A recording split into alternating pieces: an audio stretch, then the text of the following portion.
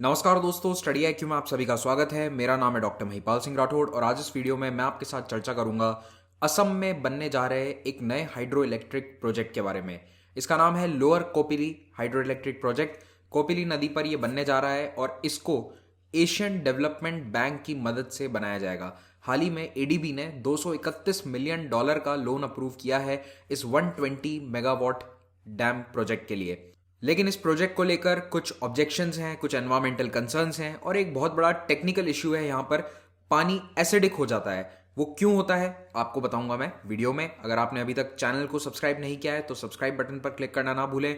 और अगर आप मुझसे सोशल मीडिया पर कनेक्ट करना चाहते हैं तो महिपाल राठौड़ हैंडल है मेरा, ट्विटर, फेसबुक और इंस्टाग्राम पर। और इसी नाम से आपको मेरा टेलीग्राम चैनल भी मिलेगा जहां पर आप मेरे लेक्चर्स के पीडीएफ भी डाउनलोड कर सकते हैं। स्टडी आईक्यू आईएएस एग्जाम की तैयारी के लिए एक स्मार्ट कोर्स लेकर आया है जो आपको घर बैठे आईएएस एग्जाम की तैयारी करवाएगा।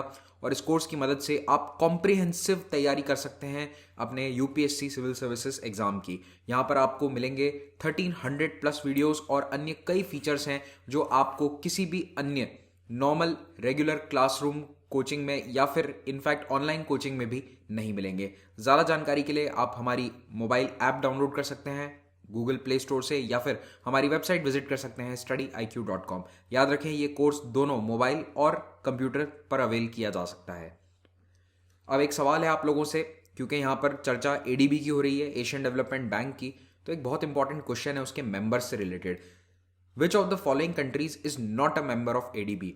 इनमें से कौन सा देश एशियन डेवलपमेंट बैंक का सदस्य नहीं है? आपके ऑप्शंस हैं Australia, USA, UK, none of the above. अब आप देखेंगे कि ये तीनों ही देश एशिया का हिस्सा तो नहीं है, ये तीनों अलग ही कंट्रीज हैं। तो इसमें आंसर क्या होगा, इसको मैं आपको जवाब दूंगा लेक्चर के अंत में। तो एडीबी ने अभी $231 मिलियन का लोन अप्रूव किया है 120 megawatt lower Kopili hydro electric project के लिए।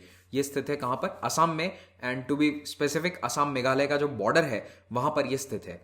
इस प्रोजेक्ट को पूरा करेगी भारत की बहुत बड़ी कंपनी है लार्सन एंड ट्यूब्रो। इसका नाम चाहे अंग्रेजों जैसा लगता हो लेकिन ये कंप्लीटली इंडियन कंपनी है। इसकी इंटरेस्टिंग हिस्ट्री है। दो लोगों ने इसको एस्टैब्लिश किया था ब्रिटिश टाइम पीरियड में, वो दोनों यूरोपियन थे, लेकिन अब ये कंपनी जो है ये इंडियन हो चुकी है। तो एल&टी लार्सन एंड ट्यूब्रो इस प्रोजेक्ट को एग्जीक्यूट करेगी। अगर असम में इस प्रोजेक्ट की एग्जैक्ट लोकेशन की हम बात करें तो ये यहां पर बनने जा रहा है, यानी कि असम और मेघालय के बॉर्डर के नजदीक वेस्ट कार्बी आंगलोंग और दीमा हसाओ, इन दोनों ही डिस्ट्रिक्ट्स में इस प्रोजेक्ट का एरिया रहेगा। यानी कि आधा प्रोजेक्ट जो है वो वेस्ट कार्बी आंगलोंग में होगा, कुछ हिस्सा दीमा हसाओ में भी है। तो ये वाली लोकेशन है इस प्रोजेक्ट की। कोपिली नदी जो है वो मेघालय से होते हुए आती है और असम में बहती हुई अल्टीमेटली कहां? ब्रह्मपुत्र में मिल जाती है। इस मैप में आप ब्रह्मपुत्र नदी और उसकी सभी ट्रिब्यूटरीज को देख सकते हैं। और यहां पर अगर आप ध्यान दें तो मेघालय से ओरिजिनेट होकर आ रही है कोपिली नदी। तो ये वाली जो नदी बहकर आ रही है ये नदी मेघालय और असम होते हुए ब्रह्मपुत्र में मिल जाती है। It is one of the south bank tributaries of Brahmaputra. तो ब्रह्मपुत्र के दक्षिणी हिस्से की ये ट्रिब्यूटरी है और it is one of the largest south bank tributaries. अगर इसकी बिल्कुल एग्जैक्ट लोकेशन आप देखना चाहते हैं तो असम और मेघालय बॉर्डर के नजदीक अगर हम जूम इन करेंगे तो यहां पर कोपिली हाइड्रो इलेक्ट्रिक प्रोजेक्ट जो एग्जिस्टिंग है वो हमें देखने को मिलेगा। ऑलरेडी एक इसी नाम का हाइड्रो इलेक्ट्रिक प्रोजेक्ट कोपिली नदी पर बना हुआ है और अब एक और प्रोजेक्ट बनने जा रहा है, इसीलिए इसको हम लोअर कोपिली बोलेंगे। लोअर का मतलब अब ये कोपिली हाइड्रो इलेक्ट्रिक प्रोजेक्ट से लगभग 20 किलोमीटर डाउनस्ट्रीम होगा, इसीलिए इसे लोअर कोपिली HEP कहा जाएगा। ठीक है, तो ऑलरेडी एक डैम है और अब एक और नया बनने जा रहा है। और ये डॉटेड लाइन जो आप देख रहे हैं ये असम और मेघालय का बॉर्डर है। तो इसके जस्ट इधर मेघालय का क्षेत्र है और मेघालय में भी टू बी वेरी स्पेसिफिक कौन सा एरिया होगा? ये जैंतिया हिल्स। आपको ध्यान होना चाहिए मेघालय में 3 पहाड़ी एरियाज हैं, गारो, खासी और जैंतिया। तो ये वाला जो एरिया है ये जैंतिया हिल्स का है। लोअर कोपिली 120 मेगावाट का प्रोजेक्ट है जो run of the river type का प्रोजेक्ट है। अब ये टर्म आपने कई बार सुना होगा रन ऑफ द रिवर, लेकिन इसका एग्जैक्ट मीनिंग क्या होता है? तो अगर मैं आपको बिल्कुल ब्रीफली समझाऊं तो रन ऑफ द रिवर में जो नदी का बहाव है उसका इस्तेमाल करते हुए बिजली का उत्पादन किया जाता है। और दूसरे कई बड़े डैम्स जो आपने सुने होंगे जैसे सरदार सरोवर प्रोजेक्ट है, तो वहां पर क्या होता है, डैम बहुत बड़े हैं और उस ऊंचे डैम में हाइट का फायदा उठाकर पानी को ऊपर से नीचे लाया जाता है और उससे बिजली का उत्पादन होता है। लेकिन यहां पर ऐसा नहीं होता। यहां डैम कंपैरेटिवली छोटा है और डैम के पानी को हेड रेस टनल के माध्यम से थोड़ा डाउनस्ट्रीम लाया जाता है और यहां पर उसको तेजी से नीचे बहाकर बिजली का उत्पादन होता है पावर हाउस में। तो यहां पर आप देखेंगे कि जो डैम्स हैं generally run of the river के, वो काफी छोटे होते हैं, उनका एनवायरमेंटल इम्पैक्ट इतना ज्यादा नहीं होता है, और सबसे बड़ी बात, पानी को पूरे वक्त रोके रखने की आवश्यकता नहीं है। पानी को आपने जैसे 4-5 घंटे इकट्ठा कर लिया और उसके बाद टनल में छोड़ दिया और फिर वो नीचे डाउनस्ट्रीम बहाव सेम बना रहता है, तो इससे नदी का जो फ्लो है वो उतना ज़्यादा अफेक्ट नहीं होता है। इसीलिए जितने भी आप प्रोजेक्ट्स इंडस नदी की ट्रिब्यूटरीज पर देखेंगे वो भारत ज़्यादातर रन ऑफ द रिवर बनाता है, क्योंकि इंडस वाटर ट्रीटी के अनुसार हम उस पानी को रोक कर उसका इस्तेमाल इरीगेशन एक्सेट्रा के लिए नहीं कर सकते। अब यहाँ पर जो ऑलरेडी फर्स्ट स्टेज में डैम बना हुआ है, जो अब अपर कोपिली कहलाएगा, मे बी अभी तक तो उसको केवल कोपिली प्रोजेक्ट कहते हैं, वो टोटल 275 मेगावाट का है। ठीक है, उसमें भी 2 अलग अलग डैम है, टोटल 275 मेगावाट का है, और इसको मैनेज कौन करता है? North east electric power corporation. 1984 से ये प्रोजेक्ट चल रहा है। और अब सेकंड फेज का जो काम है वो लार्सन एंड ट्यूब्रो कंपनी करेगी। सेकंड फेज यानी कि लोअर कोपिली डैम, और L&T ना केवल डैम बनाएगी बल्कि रोड्स, कनेक्टिंग रोड्स जो होंगी, power intake, surface power house और 3.6 किलोमीटर की जो हेडरेस्ट टनल है उसका कंस्ट्रक्शन भी L&T करेगा।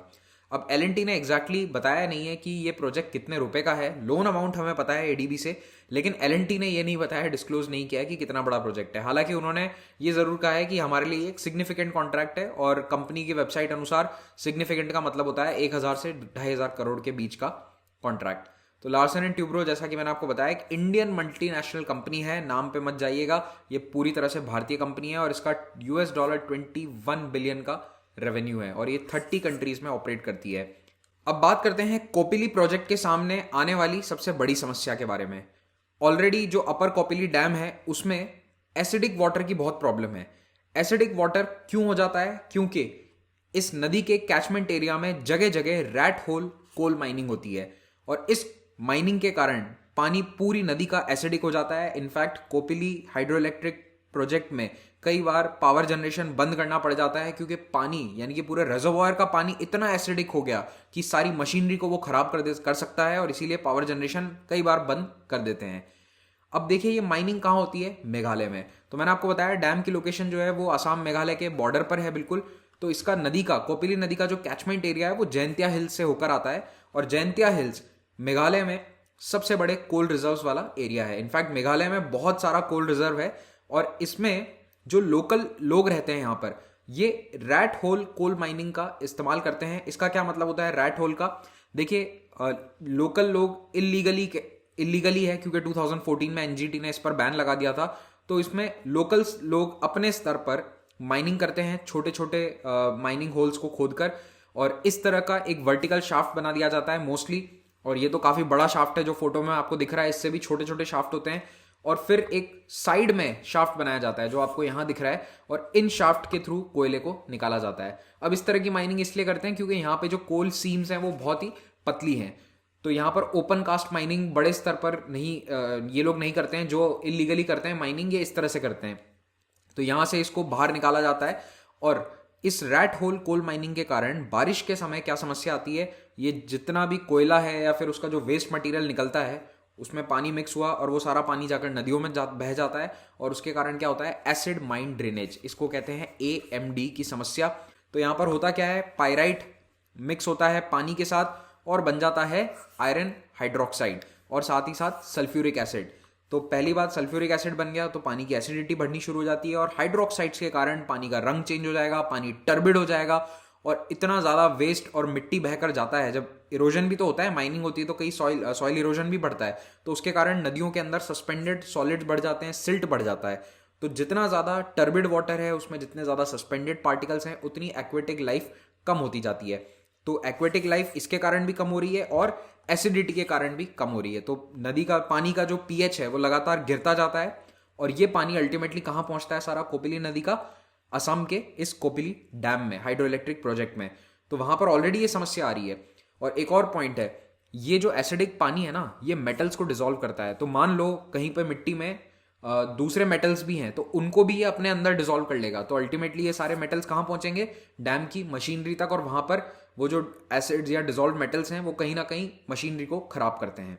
इस रैट होल माइनिंग का एक और नुकसान है कि यहाँ पर माइन कोलैप्स भी हो जाती है, और क्योंकि यहाँ पर साइंटिफिक मेथड्स फॉलो नहीं होते हैं तो उन मजदूरों को निकालना बचाना नेक्स्ट टू इम्पॉसिबल हो जाता है। आज से एग्जैक्टली 2 साल पहले दिसंबर 2018 में एक बहुत ही चर्चित केस हुआ था जब 15 माइनर्स इसी तरह की एक माइन में फंस गए थे और 7-8 महीने तक हमारी सारी एजेंसीज ने कोशिश करी, आर्मी, नेवी, एनडीआरएफ, लेकिन उनको बचाना तो दूर, उनकी हम लाश भी बाहर नहीं निकाल पाए अभी तक।